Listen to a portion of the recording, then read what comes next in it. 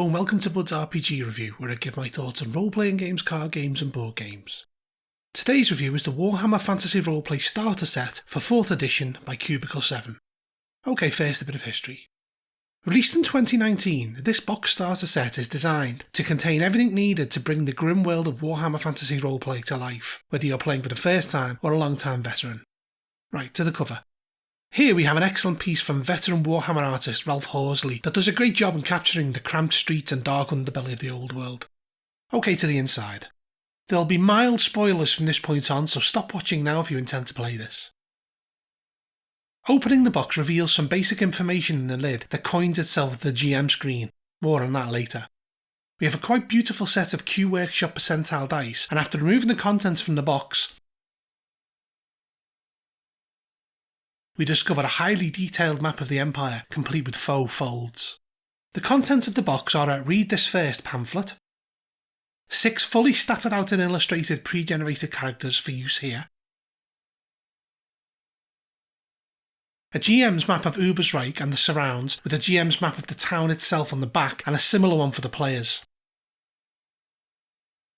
a card that serves as an introduction to Uberstrik and the Empire which has conditions listed on the back, a tests reference sheet which explains how they work, which has attributes and skills listed on the back, an injury reference sheet which has the combat references on the reverse,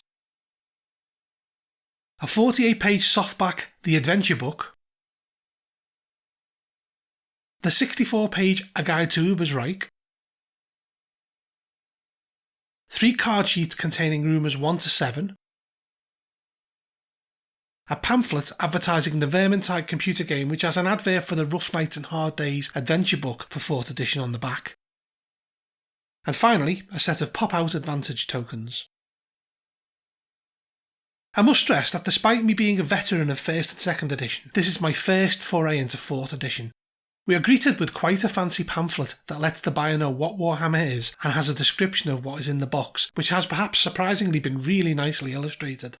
On the back we have a bit of flavour text and a nice piece of art.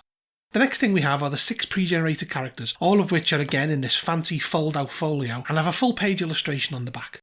The GM's map is unsurprisingly far more detailed than the accompanying player's map, though the players does have the library of the different duchies and baronies.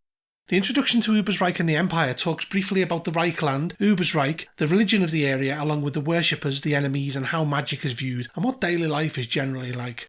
On the back we have a condition reference sheet. Here it details the in-game effects of things like ablaze, fatigued and surprised. Handy stuff. The next sheet gives a brief description of what each character stat represents and a very short summary of what the skills are used for. On the back it has a reference sheet for tests and outcomes alongside an actual example. The last sheet is a combat reference sheet which breaks down combat to its basics, and on the back we have an injury reference sheet which also covers healing from damage and the effects of critical wounds. The next up is the adventure book and the associated handout, but I'm going to skip them and jump to A Guide to Uberstrik, as I feel like reading about Uberstrik and what makes it important in the grand scheme of things is going to help to set the scene better. Opening the book, we're greeted with a quite magnificent double-page spread of Uberstrik, which feels very Warhammer, and then we move on to the opening section, Welcome to Uberstrik. Here it discusses its history, where it even claims to be the birthplace of Sigmar himself when it was a small fortified settlement of the Umbrogan tribe, and talks about the various invasions it has suffered over the centuries from the Greenskins, Bretonnians, Skaven, Undead, and even the Great Enchanter, Constant Drakenfels. It talks about the city's relationship with the dwarfs of Karak Asgaraz, and then being commissioned to rebuild the city after the Great War against Chaos by Magnus the Pious. In early 2512, the current in-game year, the Emperor Karl Franz decreed through the Reichland Diet that Uberstrik was to be seized from House Jungfreud, stripping them of power, and with the Altdorfian soldiers killing Jungfreud loyalists and replacing the town's watch. Tensions in the town are high, with the reasons for the Emperor's actions being unclear. After this we have a timeline of Uberstrik from its founding in -500 IC right through to it being seized, or freed depending on your political standpoint, by the Emperor Karl Franz over 3,000 years later. It's noted that the events surrounding Uberstrik are tied to the event of the upcoming Director's Cut of the classic Enemy Within campaign. After this we have some details on Uberstrik today, from the current state of the city rulers and how the Altdorfers are perceived, and how the town council has become the mouthpiece of the town, as well as how this has affected the cults and nobles that reside here. We also have information on heading to Uberstrik alongside a number of adventure hooks to get your players there. Following this we have Uberstrik, a visitor's guide. Here it goes into what players should expect of the town. It details the 4 yearly festivals and talks about the various approaches to get there, and then goes into the various districts of the city. Each entry in the city district details the things of note, as well as a few adventure hooks. First we have the Artisans Quarter, which is home to the likes of the Carpenter, Locksmith and Metalworkers Guilds, as well as interesting places like Cordelia's Apothecary and Satrioli's Sausage Shop, which is home to the Lowhaven clan, a halfling crime family. We then move on to Black Rock, a castle complex named after the dark granite that forms its walls. A huge thing, it dominates Uberstrik, taking up an eighth of the town. The invading Altdorf troops have made it their home. Inside the walls is a bustling community, including St. Arnold's Chapel, which is dedicated to Sigmar. After this we have Dowiehafen, the dwarf section of the city. As you might expect, this is home to breweries, dwarf-sized taverns, and even an underground dwarf tomb. We then have the docks section, which details some of the pertinent guilds, such as the boatmen's, boat builders and the like, as well as a number of taverns and even the unassuming Bretonian Grail Chapel and the Cat House, a brothel dedicated to Katia, the goddess of disarming beauty. There's also a market here, as well as the famous Uberstrik Bridge, which was built by the Dwarf Engineers Guild over 200 years ago and is magnificent to behold. We then have the Marketplatz, which holds the High Temple of Sigmar, the Physicians Guild, and temples of both Shalia and Verena, as well as the Town Hall and the Theatre Varieté, which plays host to entertainers of all types. After this we have the Merchant Quarter. This is home to taverns, guilds, and St. Bastian's Hospital, as well as other interesting places such as Volholzenauer's Potion Shop, a minor noble who dabbles in potion making as a hobby and who has had some successes with them listed here. We also have the Ratcatchers Guild, which is on the ascendancy, and then we move to the most affluent quarter of the city, Morgensight. Here we have various manors and estates owned by different nobles, some of whom have fled the town, and various luxury shops like Wings of the Pegasus, a fine dining establishment, and Madame Beaumarteau's, a boutique that sells fine clothing.